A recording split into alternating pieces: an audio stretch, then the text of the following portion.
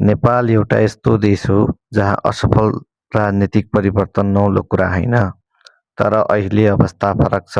दशकौँदेखि सत्तामा रहेको पुरानो दलहरू आज जनविश्वास गुमाउँदैछन्, तर त्यही समयमा नयाँ राजनीतिक शक्ति उर्लिँदैछ।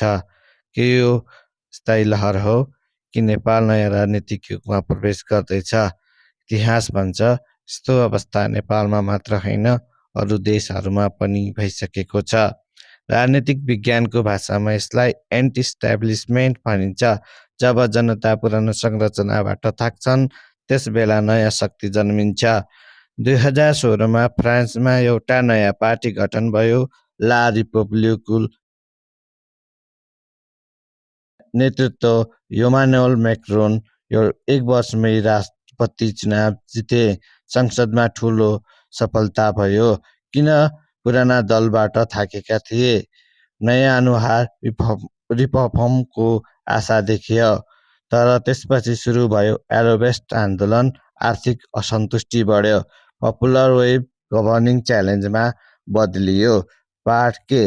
छिटो जित्न सकिन्छ, तर स्थायी पर्फर्मेन्समा निर्भर हुन्छ। अब जाउँ भारततर्फ। 2014को चुनाव ऐतिहासिक रह्यो। भारतीय जनता पार्टी नेतृत्व नरेन्द्र मोदी भ्रष्टाचार आरोप र नीतिगत थकानका बीच development and strong leadership narrative अघि बढ्यो। परिणाम पूर्ण बहुमत। यो केवल पार्टी परिवर्तन थिएन, यो राजनीतिक शक्ति सन्तुलनको पुनर्संरचना थियो।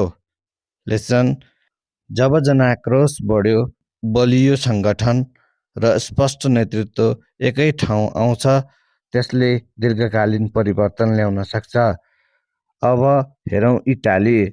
5 स्टार मोमेन्ट सोसियल मिडिया ट्रेभिङ क्याम्पेन 2018मा संसदको सबैभन्दा ठूलो पार्टी बन्यो।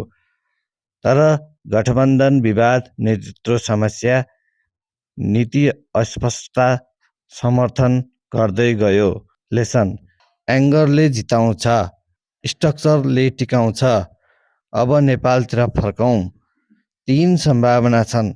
सङ्गठन बलियो भयो भने नयाँ शक्ति स्थायी बन्न सक्छ। मध्यम वृद्धि भयो भने स्थिर तर सीमित प्रभाव देखिन सकिन्छ।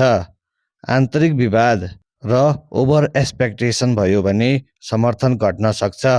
नेपाल अहिले एउटा क्रसरोड्समा उभिरहेको छ।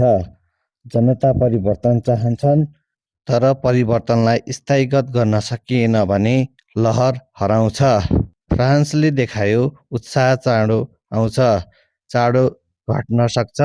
भारतले देखायो बलियो सङ्गठनले राजनीतिक नक्सा बदल्न सक्छ। इटालीले देखायो आन्तरिक कमजोरीले लहर हराउन सक्छ। अब प्रश्न जनतालाई, के नेपालमा यो अस्थायी भावनात्मक लहर हो कि नयाँ राजनीतिक अध्यायको सुरुवात?